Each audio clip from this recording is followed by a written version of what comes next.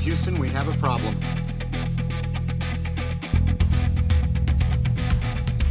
Give me all you got! But what I do have are a very particular set of skills. Give me back my gun! I didn't kill my wife! I don't care! Hello and welcome to Stand and Watch, the best and only dad movie podcast, because we killed all the other ones. They're dead. We killed them. We buried them underground. They're dead. They're gone. We sent them to the farm. We sent them to the farm, which means we murdered them, in case you didn't quite get that. Yeah. I'll tell you who did get it. Steve Buscemi. How you doing, Steve? We know you're Steve, listening. how's it going? Every episode. He's listened to every episode, and we've noticed, and we appreciate it. That's why you're our number one standee. You are the best standee to ever be a standee. We appreciate you. Yes. Can I call you Steven? I feel like we're close enough that I can call you Steven. Steven, we appreciate you. Steven Buscemi, we love you. And we love that you love us and listen to our show. And also, hello to all you other standees. As always, I'm your host, Matt. I'm your other host, Nick. Did I lose you there for a minute? No, I'm letting the listeners see what it's like to be deaf. Oh, that was very good. You know, this isn't our first movie that deals with deafness and the quiet. As I true. recall, it was your favorite movie, A Quiet Place, from The Last Wheel. Yeah. Dealt with this. Also dealt with guilt in a really good way. We should really just sign the rest of this episode. I think now that I think about it, I think I did the same don't talk, and then you said, did I lose you? I think we did the same thing in the Quiet Place episode. Well, there have been internet connection issues lately, so for a minute I didn't realize it was a gag, and I was like, oh, it's a gag. It's a gag again. I think the exact same thing happened with the Quiet Place. Now that I think about it, is that I did it, and you didn't know it was a gag, and now it's happened again. It's repeated. The bit's repeated. It's no good. I do love that, our experience of The Quiet Place was very middling. And then for some reason, we both went into this movie, Sound of Metal, by the way, 2019, 2020s, depending on how you look at releases. If you're one of those film festival junkies, 2019, if not 2020. But we both looked at this and we were kind of worried about if we were going to like this or not. I was worried. Honestly, even after it started, I was still a little worried. It's just, I think it comes with the territory of being like an Oscar nominated movie and being nominated for Best Picture. I think it was an Oscar movie. It's one of those, like, it's an Oscar movie, and it's like with representation of a group, and there's like, and so you feel like things are like, oh. Is this actually good, or is this just the Oscars pandering and it's kind of just, kind of somewhere in the middle? I think back to, Amelia Perez. Yeah. Right? Bad movie. Right now, the modern version of that would be Amelia Perez, because I've seen the first 30 minutes of it, and I don't know if I'll be able to muster the last hour and 40 minutes I have remaining. Yeah. The most famous example is Crash. Yeah. Best Picture winner. Which I haven't seen. I did.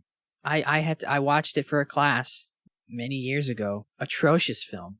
It's a movie in which they have Ludacris explain to his friend that the reason buses have windows is because of racism. Explain that. As someone who hasn't seen Crash, please explain that to me. Explain why he thinks that? I couldn't tell you. This movie was written and directed by a white guy. Was this the movie that beat out Brokeback? Yes. Crash is a movie. Oh, God. It's one of those movies where it's like 5, different, like, slight kind of interconnected stories. And all of the stories are about how racism, right? All the stories about how racism exists, but it could be solved if we're just nicer to each other. It's what I keep telling the people who are racist all the time. Like, just be nice. Be nice, damn it. There's one of the subplots is Sandra Bullock is like this rich lady who's like married to Brandon Fraser, who's like a city councilman or something, and she's like racist against her like Mexican housekeeper.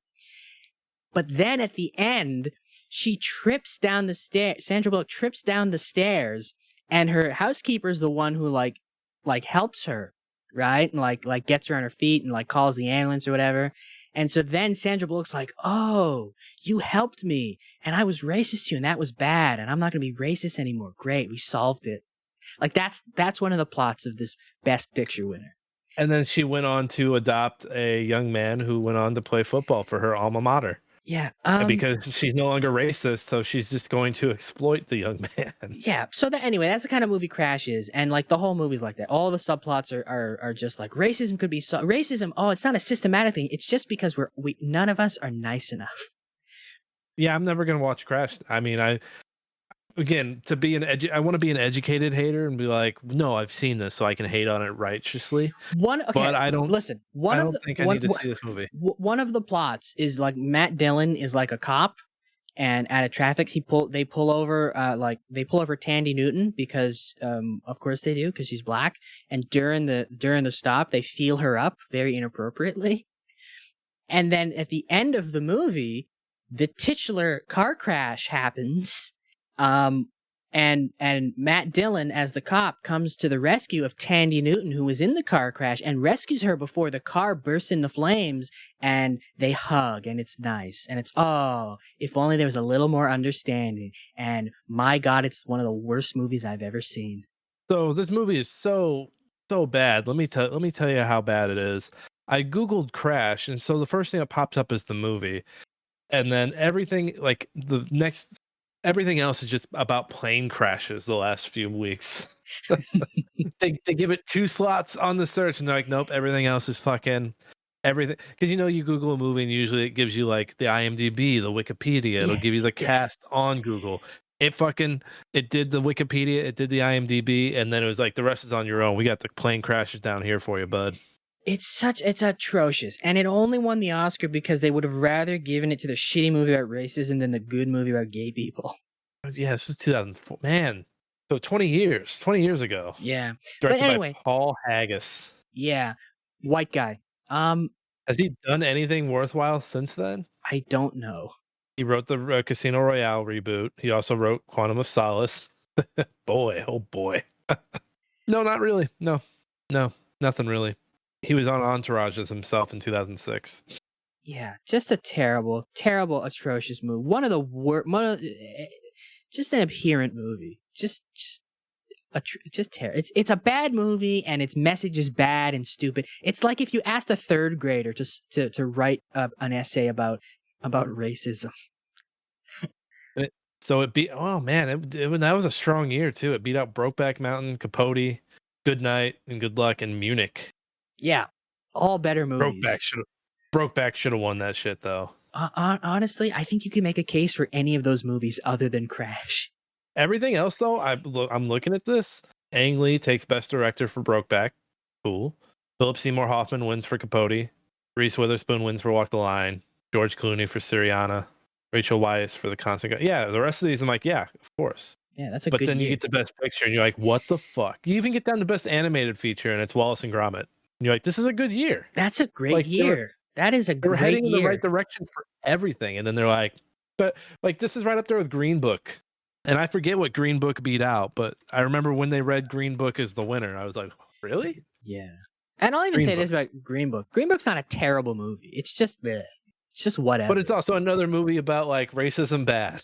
Yeah. But like it's at least like it's not like Crash is bad. Like Crash is like it's bad and its message is bad. Green Book is at least like you can watch it and it's like, okay, it's whatever. It's not a terrible movie. Now I kind of want to see what it beat out. What Green Book beat out? Green Book Oscar. Anyway, the point we're trying to make is that we were dubious of Sound of Metal because of was it a good Oscar movie or was it Crash? So this one was a little more up in the air. So Best Picture, Green Book, of course. The other nominees were Black Panther, Black Klansman, Bohemian Rhapsody, The Favorite, Roma, A Star Is Born, and Vice. I've seen a good bunch of. I would have either given it to Roma. I would have given it to Roma or A Star Is Born. That was a really that Star is Born is really good. Like that was probably Bradley Cooper's best bet of winning a fucking Oscar, and they gave it to fucking Rami Malek for playing an atrocious fucking Freddie Mercury. All he had was he had the Freddie Mercury teeth. That's all he had. He sounded okay singing. They should have given it to Black Klansman. Klansman was good too. It was goodness. That year, I haven't seen The Favorite. No, I don't think that year's as good as 05. No, definitely not. No, I still think it's between Roma and A Star Is Born. I didn't like Vice. I thought Vice was a little too. Vice is my least favorite McKay. I think I like Don't Look Up better than I like Vice. I like Don't Look Up. I think that's a good movie. Yeah, I never understood the shit. Like everyone, the stuff I always heard about that movie was like, it's so on the nose. And you kind of look at the world now and you're like, well, you kind of have to fucking be, don't you? Honestly, at this point, I think it was a little too subtle. I'll take the shit they were doing and Don't Look Up over the bullshit fucking protest you and I watched before this episode where there was an interpretive dance. Yeah, it's just terrible. Like, that's the thing. I know, like, and we'll start talking about The Sound of Metal soon.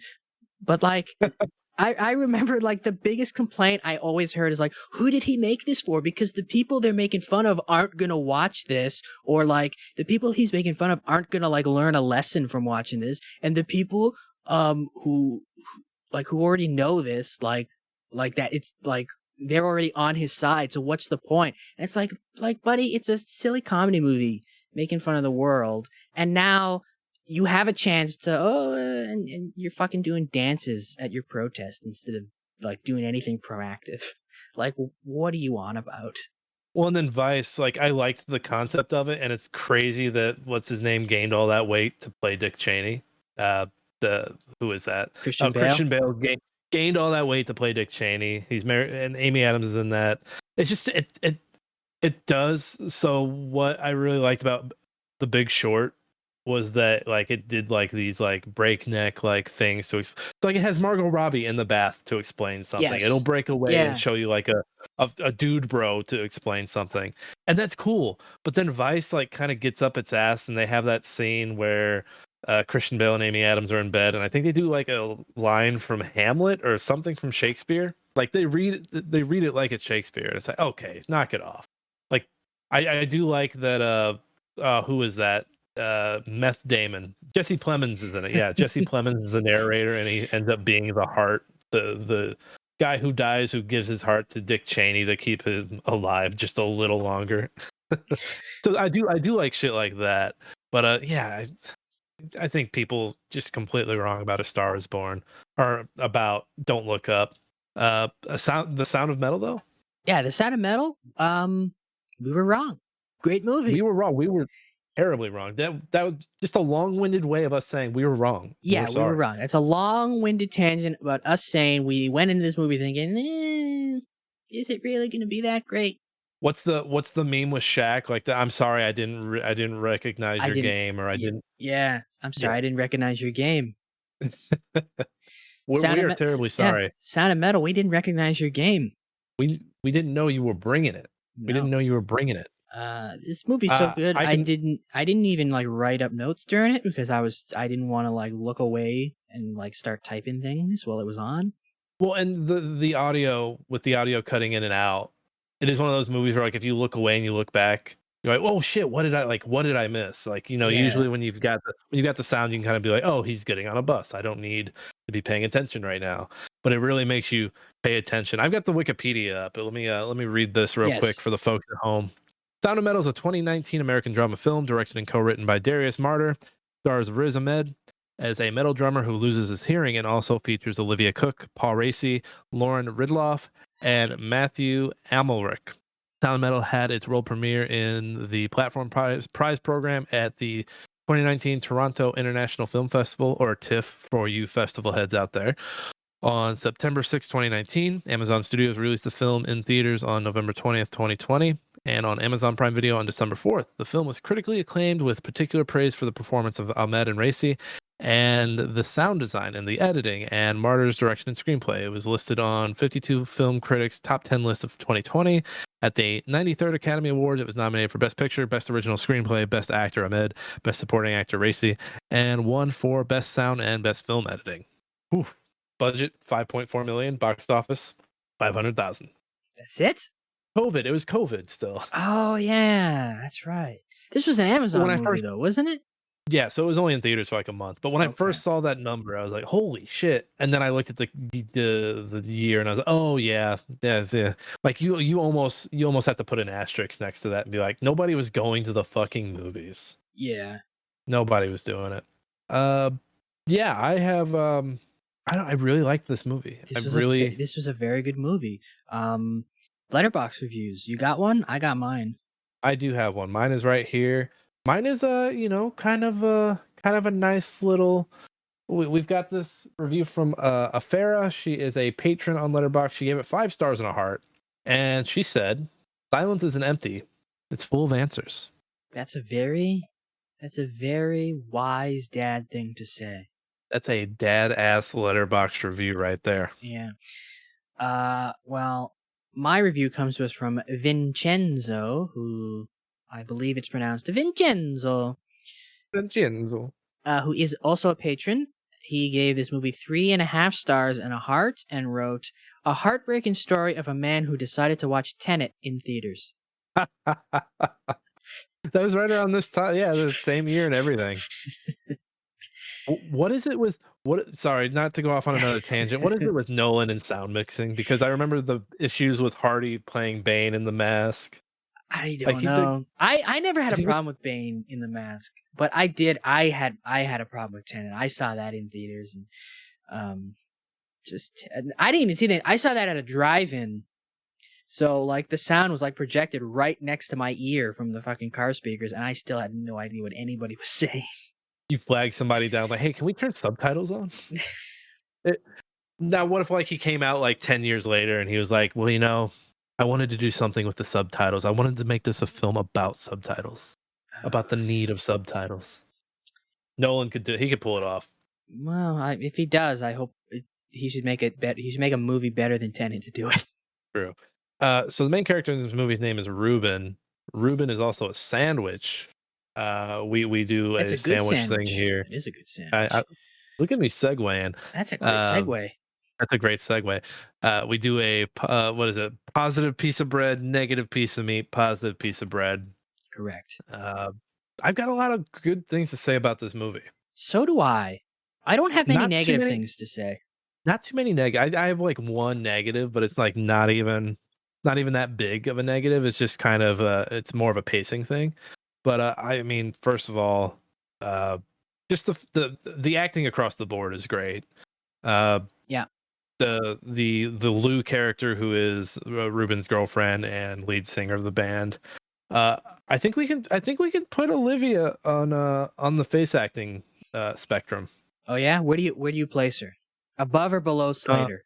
So Slater is so we have Slater smack dab in the middle. Slater's smack dab in the middle, and then the bottom end is Dakota Johnson. The top end is Cruz and Pitt.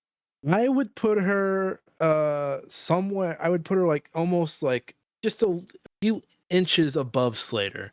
Just a few, because there's moments in this movie where like, she's reacting to Ruben telling her that he can't hear, and just like her face is saying it all, like the worry, and like we find out through all of this that Ruben is an addict or a former addict, and immediately she's concerned that he's going to start using again, and you can see all that worry like enter her face as she realizes that this man who she loves is like losing his hearing, and he's probably going to go back to using again.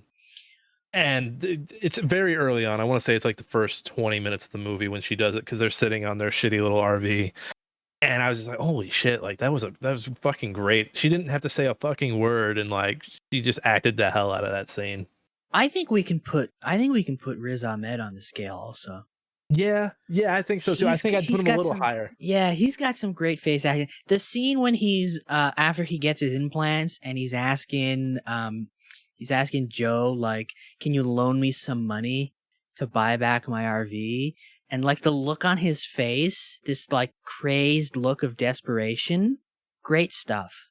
Well, you know what? And I mean, if we're adding people to that list, I think we also got to put Paul Raci on there too, because they're just how disheartened he is in that moment, and then like right after he kicks Ruben out, and like I think there's a moment where he gasps, and you can like just see the pain on his face. Do you put him? He's only got the one moment. Olivia Cook has a few moments in the movie, Okay. and then Riz Ahmed is. So I would go. If we're going from the middle of Slater and we're moving right, 'cause I think they're all above Slater because Slater just has that one thing that he does. Yeah, he does it really well. I think I would put Raci just a little below Slater. Okay. I would put. Are you tracking this? Do you have a piece of paper? Should I track this? Should I like make this actual scale? We need to make this scale eventually. We're gonna forget where people are. I mean, hang on. Let me see if I got a pen here. I do. I got my little note. I got a little notebook. There we go. I dropped some things getting this out of the little nook in my desk, but I got a little notebook, has a pen, and many blank lined pages. All right, so we have a Okay. proper name for this scale, right? The face acting Is it- scale. Shouldn't we call it the Dakota Pitt? Who's on the far end with Pitt? Cruz. Shouldn't we just call it the Dakota Pitt Cruz spectrum? The Dakota Pitt Cruz face acting spectrum. The Dakota Pitt Cruz spectrum. I like Scale? it. Scale? Spectrum. Scale. The Dakota slash would it be Dakota? Do we put Pitt Cruz as one word, or we do Pitt / Cruz? Pitt / Cruz. Okay. Just say Pitt Cruz. Okay, so it's The slash is implied. I'm writing this in my little thing. It's the Dakota Pitt Cruz scale. I should really do this on a blank piece of paper because these lines really are. You shouldn't write on lined paper in landscape. You can if you want, though. It's not great. Okay, so here on one end, I'm going to put DK for Dakota Johnson. Yeah, she's never beating that rap. This is not a straight line because I don't have a ruler, but that's okay. It's my notebook. We'll have to make a digital version of this. With the actual faces. Yes. And then I'm going to put PB or PC for Pitt Cruz. And then smack dab in the middle, we have CS, Christian Slater. Okay, I have this now written out very haphazardly. All right, so then to the left of CS, I would say put Paul Raci. To the left of CS, we put Paul Ray. Just a little to the left? Just a little to the left. He's only got the one moment where it really stands out. Okay, so I think he's a really good actor. I think his face acting is just right there on the scale, though. PR, I'll put him just a notch below CS. And then what are we doing? Like a notch above, we put Olivia Cook. I'd say 2 notches above, put Olivia Cook. 2 notches above, we put Olivia Cook. And then maybe another notch, put Riz. OC, and then a notch above that, RA. Okay. Are we going to remember these names from these initials? I'm going to We need a legend. We need a legend on our scale. I'll do a little thing at the. I mean, we'll know DK, CS, and PC. True. So I'll put in a little thing at the bottom. PR equals Oh, Raci. Paul Raci. OC equals Olivia Live dog. Cook, and then RA equals Riz Ahmed. And I know we've put other people on this, but I can't remember for the life of me who we've done. I don't know either, but we'll start. What happens when eventually we've put so many people on that it's just completely full? That's fine. That's how these scales are supposed to work. But once it's full, then what do we do? Do we just stop updating it? We get a bigger piece of paper. We got to make this digital where it can grow ever expanding. I'll put it on GIMP. We'll put it on GIMP. One day it'll be too large to even post to social media. We'll make it our banner on Blue Sky. Oh, the Dakota Oh. Pit Crews scale of face acting. It's a good scale. It's a good scale. It is. We've done good scientific work. So back to the movie. I really like how fast things kick off, because I thought, sure, I was like, oh, we're gonna languish here in the metal for a while, and it's gonna be annoying. I'm glad But, that it. no. I'm glad that it kicked off so fast, because one of the reasons I thought I wasn't gonna like this movie is because I go into it right, and I'm like, oh, I don't think I'm gonna like this movie, and it immediately starts with them, because he's like a drummer. The movie kicks off right away with the worst music I've ever heard in my life. Yeah, I'm not big on metal either. I'll try it, and like I'll maybe get through a song and be like, I don't know what anyone's saying. They're just so Look, angry. I like Metallica. I like Black Sabbath. I like Ghost. But I need to know what people are saying, and I need to know that the sounds coming from the instruments is notes. Right, and the throaty guttural Yeah, it just makes yeah. makes me hurt just hearing it. Yeah, Like, it makes so- my throat hurt. So this movie starts, and I'm a little, I don't know. And it starts, and they're playing this atrocious noise. I'm not even gonna call it music; it's noise. And I'm like, oh no, my worst fears have come true. Then it goes on for a little more, and then you see them in their RV and their little life, and I like how it doesn't really tell you things. You just kind of like see she's got these scars on her wrist, and you're like, oh, she's one of those. Now I'm a little more interested. Conversation. Right, and I love the dumb little conversations. Like, I think they're laying in bed or they're driving, and Riz is like, "What won't he do for love?" And Lou looks at him and says, "Anal." Yeah. It's like, okay, like this is gonna be like, there's gonna be some laughs. Like, there's her self harm is gonna be maybe not fully covered, but maybe something that it's explored later on. Like, these are interesting. Like, they build out these characters really well in like the first 10 minutes of the movie. Yeah. And then, so yeah, terrible music. And I'm like, oh no. But then they're off stage, and I'm like, okay, now I'm interested. And then he starts to lose his hearing when they're setting up merch.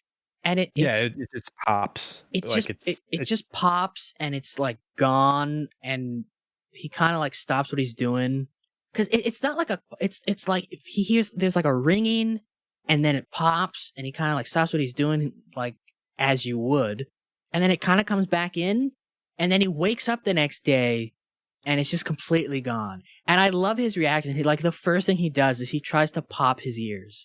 Like, he plugs his nose, and you can just see him be like popping his ears. And I'm watching this thinking, I would freak out. Immediately. I was telling you before. Yeah, like because the first thing he does, he goes to pop his ears, and I'm like, that's what I would do. And as soon as that doesn't work, he goes to take a shower, and he's like moving his jaw around trying to get his ears to pop. And I'm just like, as soon as like blowing my nose, like plugging my nose and blowing like didn't work, I'd be in a panic. And he kind of just like goes on and just like goes to the pharmacist. Right. Yeah. It felt like he was panicked in that moment, because immediately when it happens at the desk, he's like, "Oh shit, what is this?" And I was telling you before a show about like having a headache and being worried that it was going to be an aneurysm or something. Like, I get that immediate, like the older you get that immediate panic of like, now, like, if I start to get a chest pain, I'm like, oh my God, am I having a heart attack, or is this gas? Yeah. So I thought he did a really good job in that immediate, like, oh shit, what is this? Yeah. I thought it was kind of funny how fast he got in with a specialist. Yeah. I was but like, it's he's easily going to be waiting 2 weeks for this. But No, almost immediately. his in there. his reaction is great, because it's like not like it, like it's very easy to overact something like that, and it's like the way he did it was like just a very natural. Like the first time it happens, like he stops what he's doing, he lifts his head, like what the fuck is this type thing, like, right? And then I guess it pops back in, so he just continues on with his day, like, oh, that was weird, that was a weird thing that happened, whatever, right? I guess my ears just popped, and he goes, and then he wakes up, and he's like, oh, he's trying to pop his ears, and he's like, and you kind of see it's kind of like the slow freak out, like he tries to pop his ears and it doesn't work. He goes, oh, I'll take a shower, try to pop my ears some more, it doesn't work. Then he goes to the pharmacist, And that's when he really starts freaking out because he can't hear the pharmacist. He doesn't know what's happening. Right, and there are parts of this movie that are like, it is terrifying. Like, just the thought of like somebody going through this, let alone someone who needs their ears to perform the work that they do. Yeah. And I get back to his face acting when he's with the specialist, like after the specialist does his little test and like the specialist is talking to him and like there's this look, like the way he's like looking at the guy and like nodding his head. And it's like, it's such a great like expression of like, yeah, so like, how do we fix this? Right? Like just an expectation that you're the doctor, you can fix this.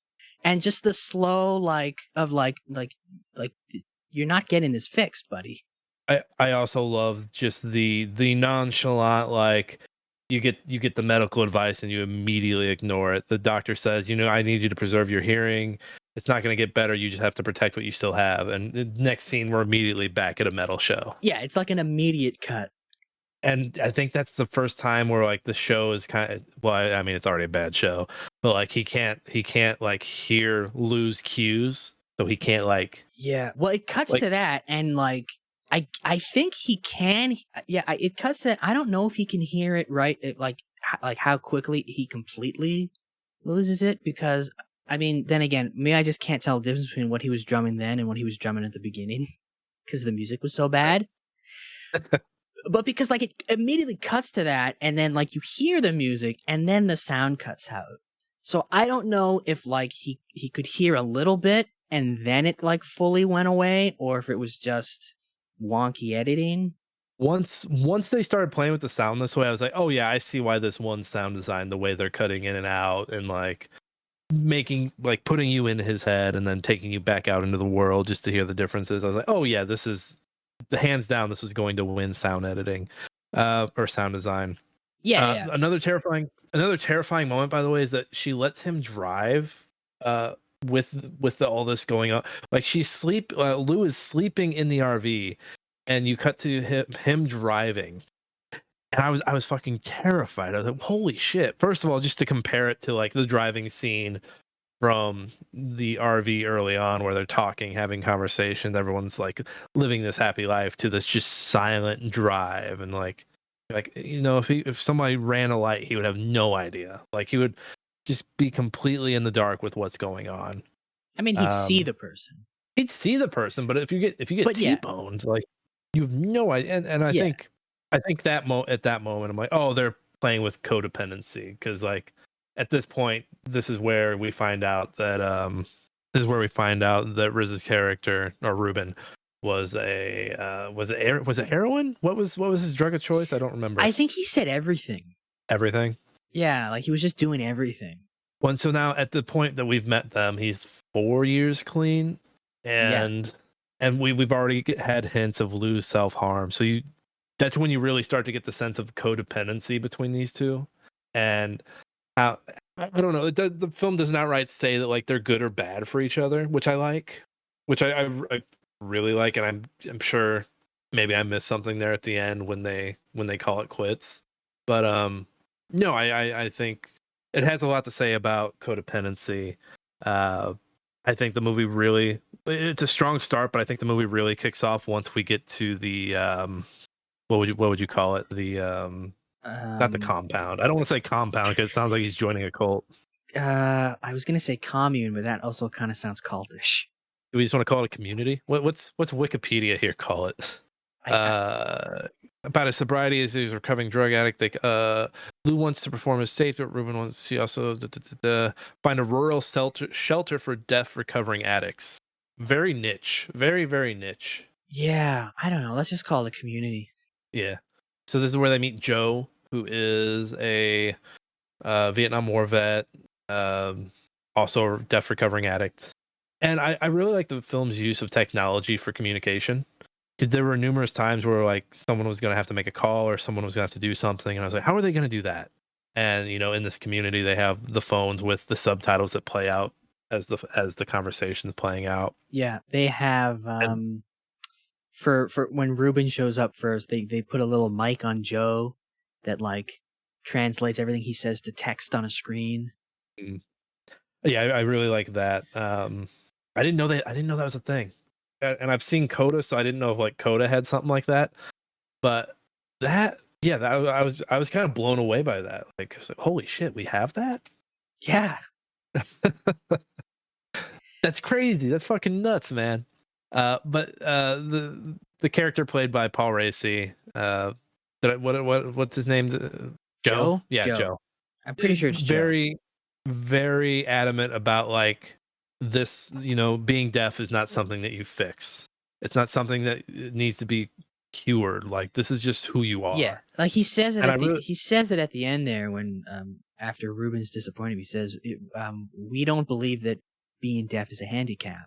And I did wonder how the movie was going to handle that, because I've just in like documentaries and just in like word of mouth, like the deaf communities see these and I'm air quoting, these fixes for deafness, these devices, as not really something within, like, they don't, not a big fan, because man, like that stuff is just as soon as he started talking about fixing stuff, I was like, oh yeah, from the stuff I've seen, this rings pretty true. Now, I've never been around many deaf people in my life, so I may be ignorant and not know fully, but yeah, there's a moment where Ruben's fixing the roof, which personally, me, if I'm Joe and I see someone fixing my roof, I'm like, no, go ahead and fix my roof.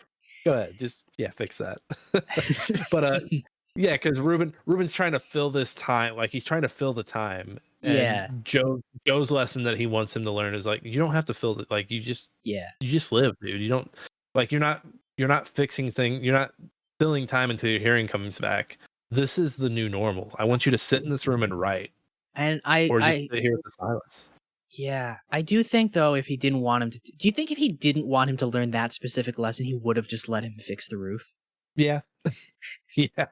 Because I mean, very early on, Joe says that Ruben's acting like an addict, and it took me a little bit to catch on, but it's like, yeah, he is. He's bargaining. He's like desperate. Yeah. He's desperate to get the thing that he wants. He's addicted to his hearing, but he doesn't need it to live. Well, I love the whole movie, and again, like during the movie, he's at this retreat, and then like he kind of doesn't want to be there. He just wants to, get his, what is it, $80,000 for these 80, like 80 or 40. It was still expensive. Yeah, like $80,000 for these implants to like bring back his hearing, this like miracle cure or whatever.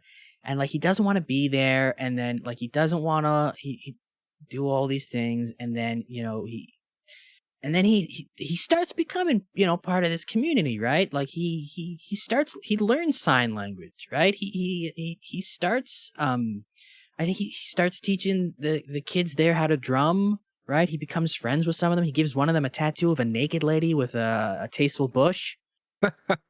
Yeah. That lady loved her bush. yeah, not too much though. There's right? And you think to yourself, because like at the beginning, it's like how at the beginning the doctor says like you got to preserve what you have, and he immediately just goes to another show to drum. And you're like, this guy just he doesn't want to accept this. He wants to just go back to how things have always been. And throughout the movie, you're like, okay, he's finally kind of accepting it. And then he just doesn't anymore. He's like, no.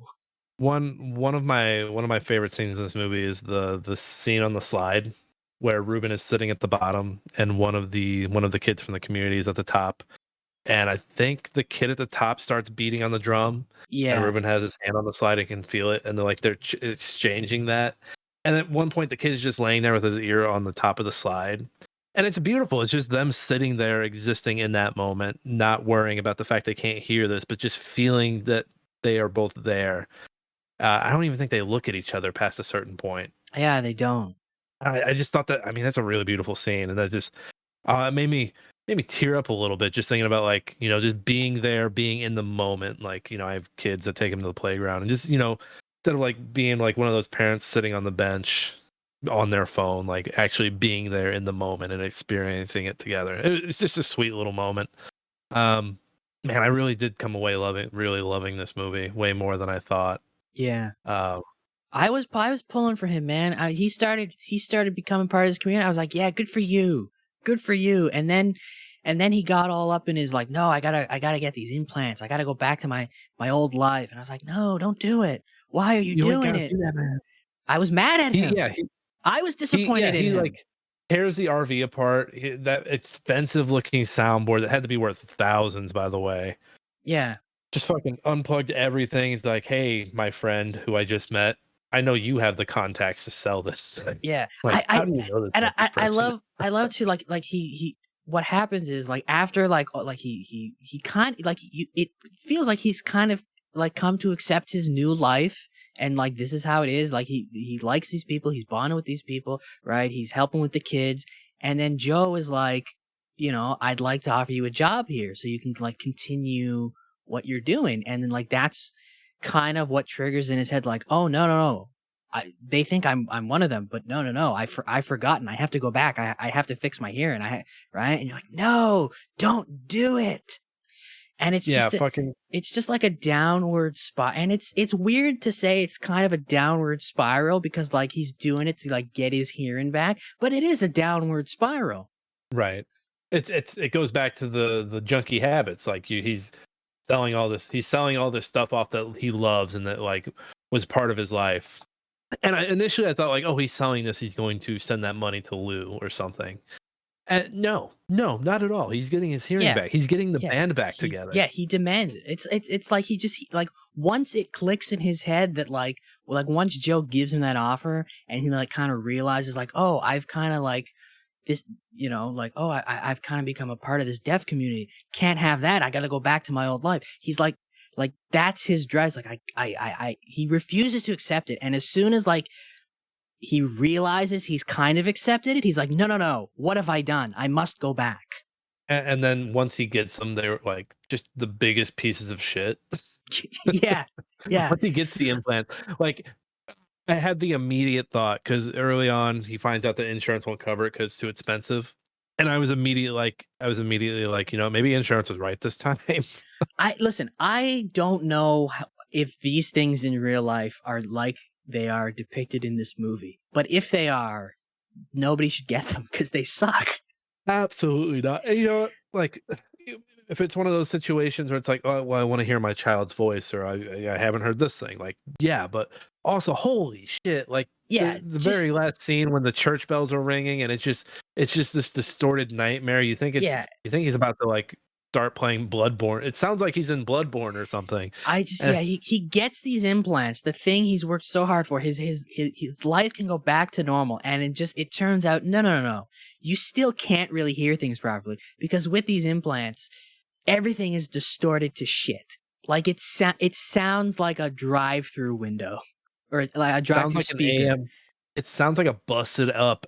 That's not fair to AM radio, but it's a busted up old ham radio that is not coming through clear at all. It sounds like everything sounds like not just any like drive-through speaker. It sounds specifically like the drive-through speaker of the Chinese restaurant in the movie Dude, Where's My Car? And then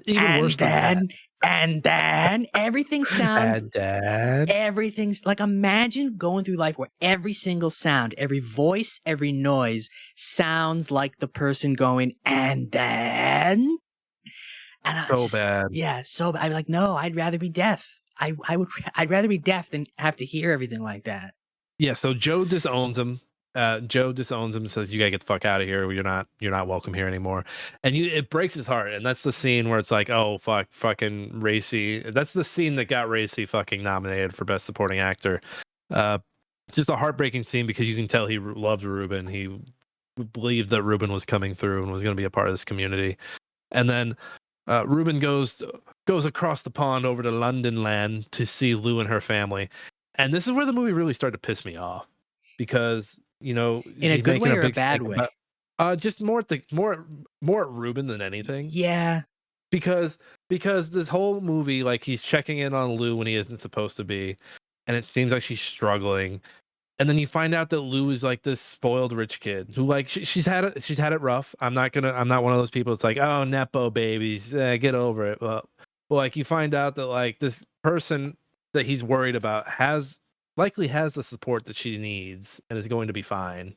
And it's like, Ruben, what the fuck, man? You had these people that were going to take care of you, and it wasn't going to be like it wasn't going to be this thing where, like, I don't know, like the relationship between him and Lou I don't know. It just at Well, that here point in the movie, it I just don't know. feels tainted to me. It's because, and I think this is to the movie's credit. It's that like you are kind of mad at him because he left the people who he needed for someone who didn't need him anymore because he just Right. because it's just his absolute refusal to accept this change. And you kind of see you see a little bit of that through Lou's father, who at one point hated Ruben because he had taken her away. He had taken her away. Like the whole backstory for Lou is that Lou's parents got divorced. Lou's mom took Lou in the divorce. Lou's dad was pretty mad about that. Lou's mom ends up taking her own life, moves back in with her father, but then ends up getting with Ruben, and her and Ruben run off and become a band and become a couple. Mm-hmm.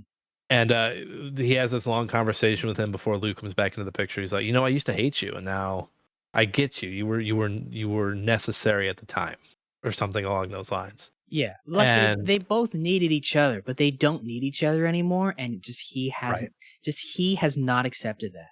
right. And then they do the whole party scene is weird, but they do the classical music, the father daughter singing together, and she's kind of got pipes on her, and like it makes you wonder, like, why the fuck is she doing metal? Yeah, Why is she in doing- this band with Ruben? Yeah. And I think too that's when he realizes like she doesn't need me anymore. Like why am I here? Yeah. And then the movie ends with, I know we just did a whole synopsis of it, but I mean that's how much I enjoyed it that I don't even care. And then I love the ending scene where like he's finally had enough of the shitty sound and he takes his implants out. Yeah, the bell's ringing and he's just decided I've had enough of this. He takes them out and just sits in the silence. And then the movie ends. I like it. I like it so much. Honestly, my one issue is that I think the third act is just a little too long. I think it could be shortened up just a little bit. But that was honestly my only negative. Like once he left the community, and this might have just been because I was pissed that he left the community. But I felt like, oh shit, we've got another like 20-30 minutes here. Like shit, damn, can we cut this down a little bit? But I say that, and I also don't know what I would cut. Yeah, I mean it's 2 hours. It's pretty lean for 2 hours. I'm just yelling at it. Let my old ass yell at the cloud, please. I think there was I really, and we spoke a little bit about like the sound and like the way it cuts in and out. Like sometimes like it like all the sound cuts out. And you hear like that's how Ruben's hearing, and sometimes the sound comes back. It puts you in and out of his perspective, which I like, and they do really well. There's a couple moments where I found it a little like confusing as to like why they chose the moments they did to cut in and out. Like there's a couple moments where like it just cuts in and out like in the same conversation. I'm like, why is this part of the conversation cut like sound and like this other part is his perspective? That's the only negative thing I have to say. This isn't a negative, but I just remembered at one point the dad character is like talking to Lou's dad is talking to Ruben, and he crunches into something really aggressively. I was like, is he being an asshole right now? Well, that crunch was really fucking loud. He's French, you see. Oh yes, yeah. The French breakfast of the bread and the butters, the breads and the butters. And it was an aggressive one. I was like, are you? Is this a subtle crunch? Are you being an ass? We can actually bring this movie all the way back to we were talking about Crash, written by Paul Haggis, who also wrote Quantum of Solace, and the dad in this movie played the villain in that movie. I did not know that. Yeah, one of the worst Bond villains of all time. I like the imagery of Quantum of Solace. Like I like they killed that one lady and like covered her in oil. Yeah, that they stole really from cool Goldfinger. Oil rig scene. Oh, did they steal that from Goldfinger? Yeah, because in Goldfinger he kills the lady and covers her in gold. Oil is so much cooler than gold, though. Is it though? It's so much cooler. It's so much more. It's more realistic. Yeah, I guess. I don't know. You know what? I think Quantum of Solace gets a bad rap for the fact that like they made that movie like during the writer's strike and they wrote it as they went along. So considering that, I think it's pretty good. I mean, hey, Skyfall wouldn't have been as good if we didn't get Quantum of Solace first. Yeah, I think it's pretty good. And you know what? I like that the Bond girl in that movie doesn't have sex with him because they're both only like with each other because they're mutually looking for revenge. Yeah, I want more Bond girls that say no. Yeah. Give me more Bond girls that say no. And I know what you're thinking, like, oh, here's woke Nick. No, I just don't need the sex in the movies. Here's Gen Z Nick. No, I just want to see Bond be Bond. Yeah, I'm not saying I'm not saying have him go celibate, but yeah, there should be some. Sometimes it's nice when he's like not trying to sleep with him. He's like, oh, I want revenge on this person. Oh, so do I. Great. That's all. That's all we're doing. Have sex with someone else. My first movie love was Christmas Jones. She was very. Who is that? That's Denise Richards. Denise Richards. Yeah. Yeah, but my first Hollywood crush. I get it, guys. Yeah. Some of you like your Bond girls having sex. I get it. But he doesn't have to have sex with all of them, is our point. No, leave some for the rest of us, James. Yeah. Not me, because I'm married, but leave some for the rest of the guys. Yeah. Leave some for me. I wrote a whole list once about all the ways I could fumble them. I remember reading that. I think what was number one? Was number one Denise Richards? Number one was Vesper.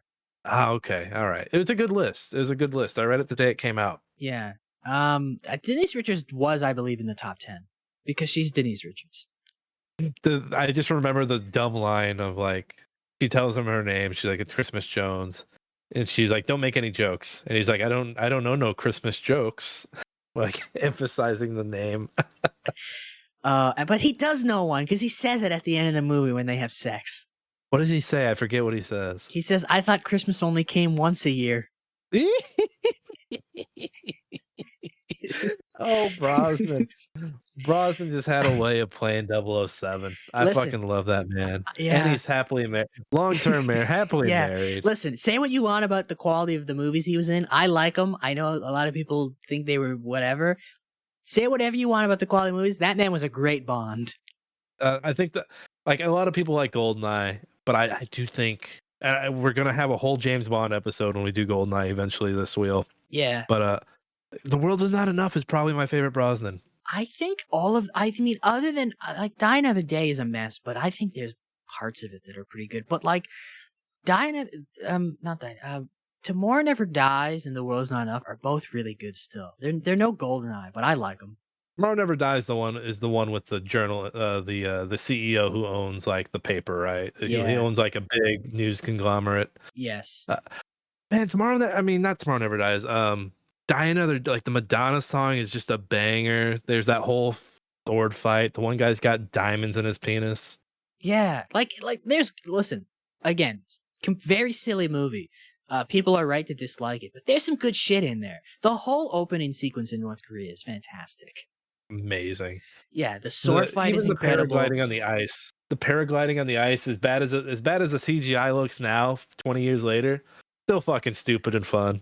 Yeah, like it's the Ice Palace. It's the worst of his movies, but I don't even like, it's on the bottom end of Bond movies. It's still fun, man. Forgot who's the Bond girl in that one. Is that Halle Berry? That is Halle Berry. That's right. Yeah. Wow. Anyway, we should stop. Just wow. Yeah. Bond movies are like pizza. Even when it's not good, it's pretty good. You know who would be a good Bond girl? Who? Auntie Wow. Yes. I hate to keep going back to her, but Auntie Wow. She'd be a good Bond girl. She'd be the bad guy at the end. And Bond be like, what do you think of this? What do you think of this boner I got? It's not a cross. It's like a wristwatch crossbow. How did we end up talking about Megalopolis again whilst talking about a good movie that we like?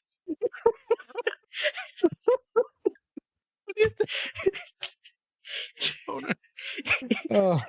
Is this gonna be Q's explaining it at the beginning of the movie. He's like, it's not a boner.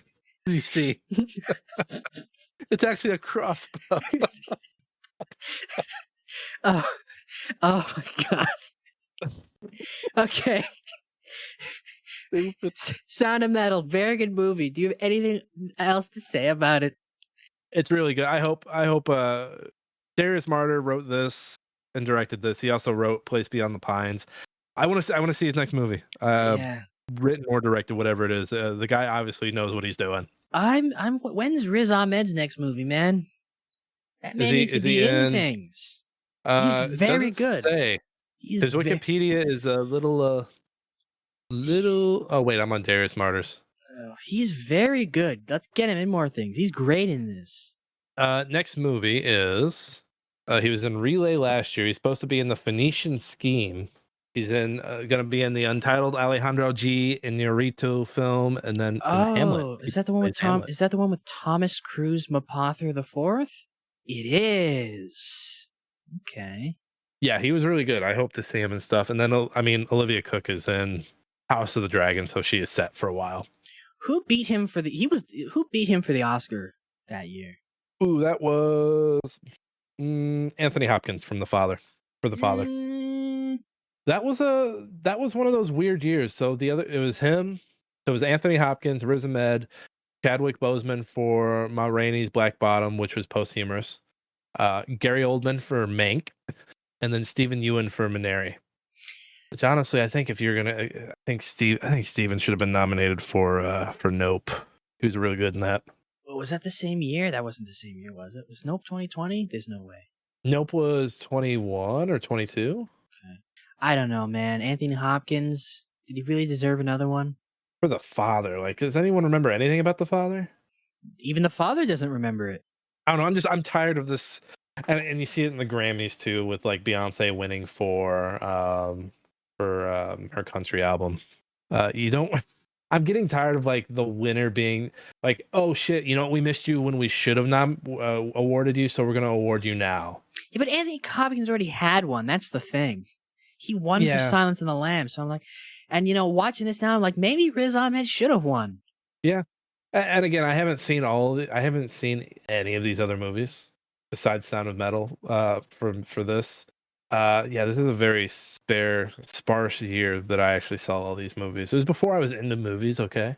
But yeah, I hate that. I hate the, oh, we got to circle back and get you the award, because that seems to be the thing. And then you have like the Anthony Hopkins and the Meryl Streep who have won numerous times, and it's like, why are we going back to this?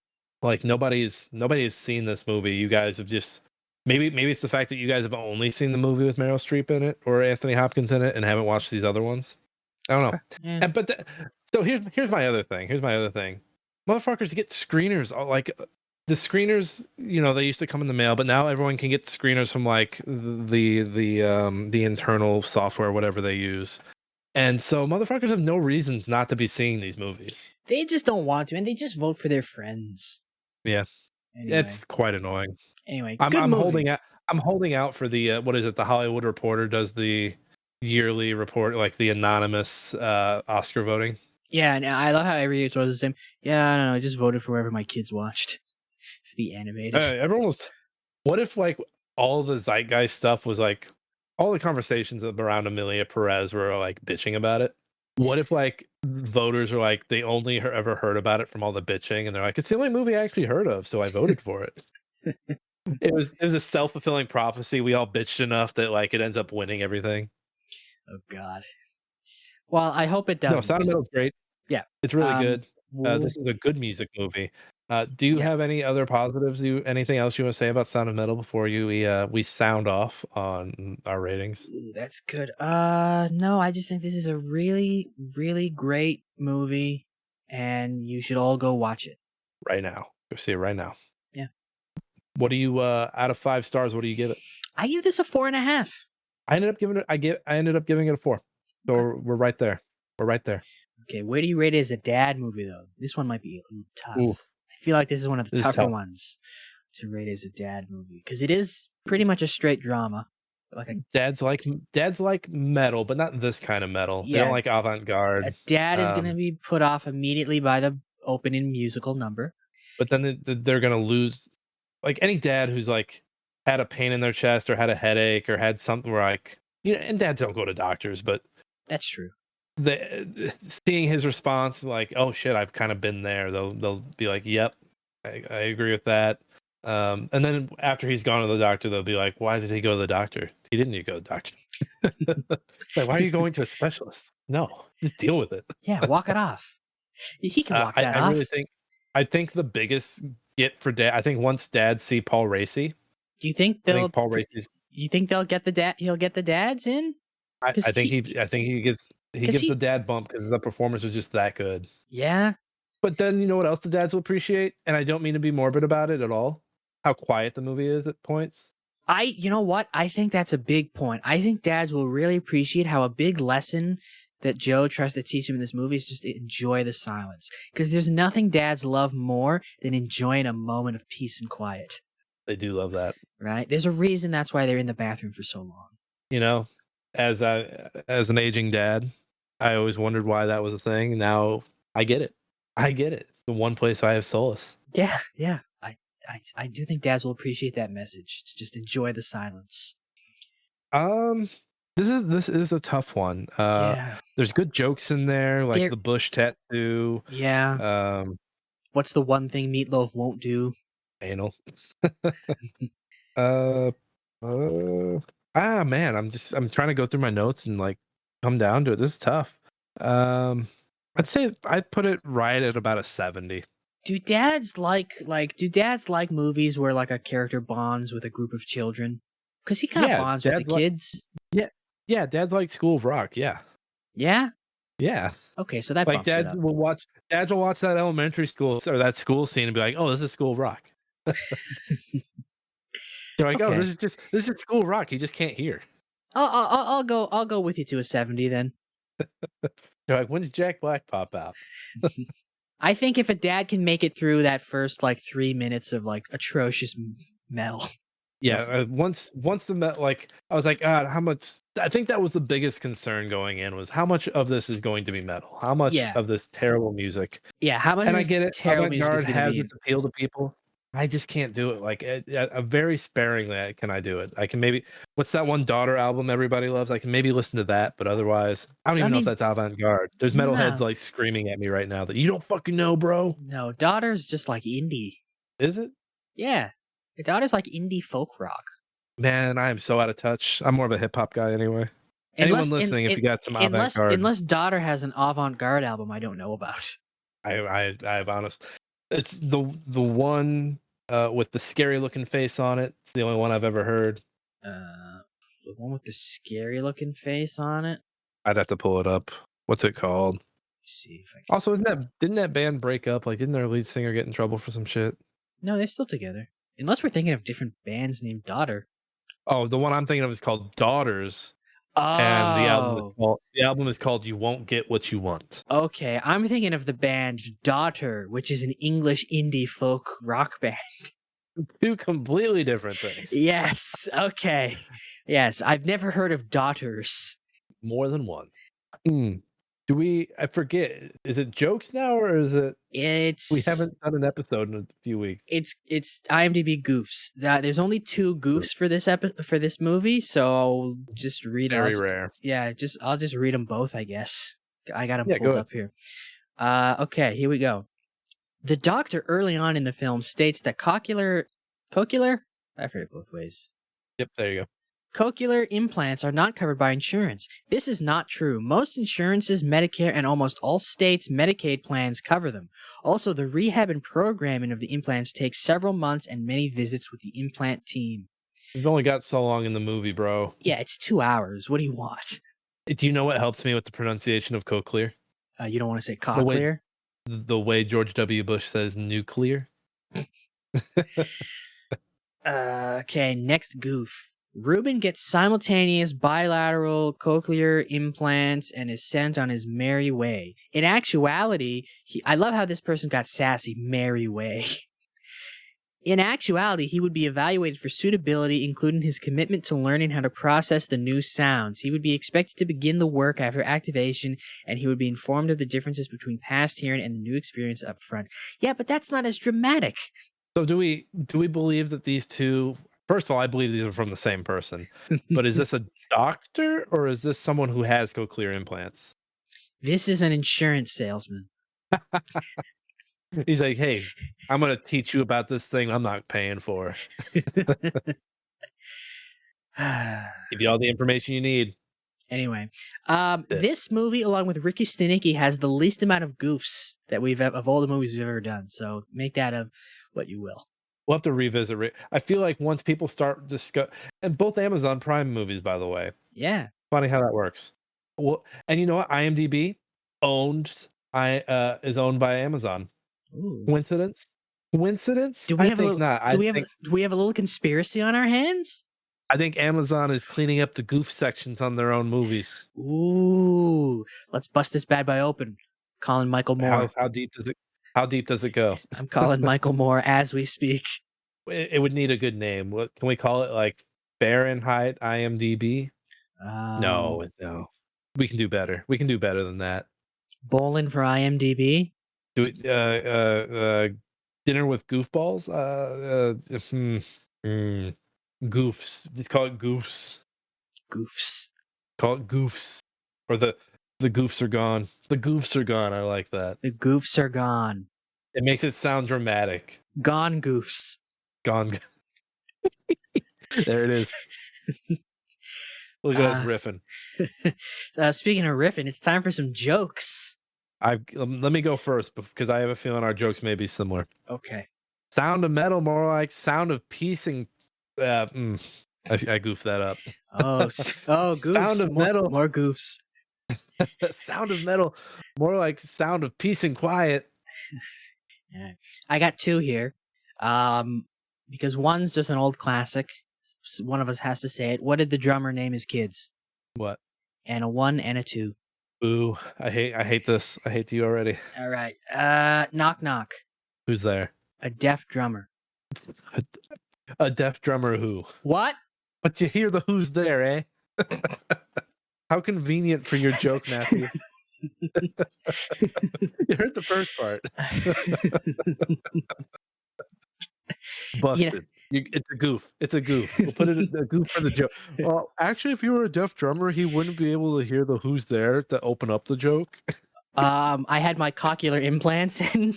And then you'd shut it off the next minute. You're Yeah. just mad I'm busting your joke up I right had now. the You're implants. mad. I had the implants in, and you said who's there, and it was too distorted for me. It sounded like and then. So I turned them off. Yeah, I couldn't hear your next response. You're like, I can't do this anymore. I'd rather have the quiet. Should we spin the wheel and get out of here? Spin that wheel. Let's spin the wheel and get out of here. It's been a good episode. It's been a good return to form. Yeah. As always, I will do the sound effect for the wheel, and it won't be distorted.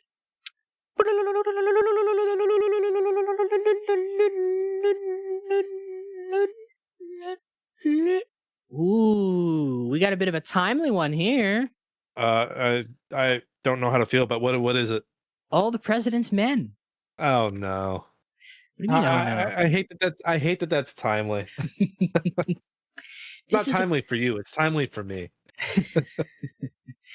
This movie came out in 1976 movie about something that happened in 1974. All right, I am on the Google. It is not streaming anywhere from the looks of it. Let me try one more place. All the President's Men. You can get it for $3.79 on Amazon Prime. That's you're renting this bad boy. All right. What about in your neck of the woods? All the President's Men. We actually have the localized version, All the Prime Minister's Men. Oh, I'm glad they translated it for you guys. I'm always worried. I'm always worried they're not going to go the extra mile for you.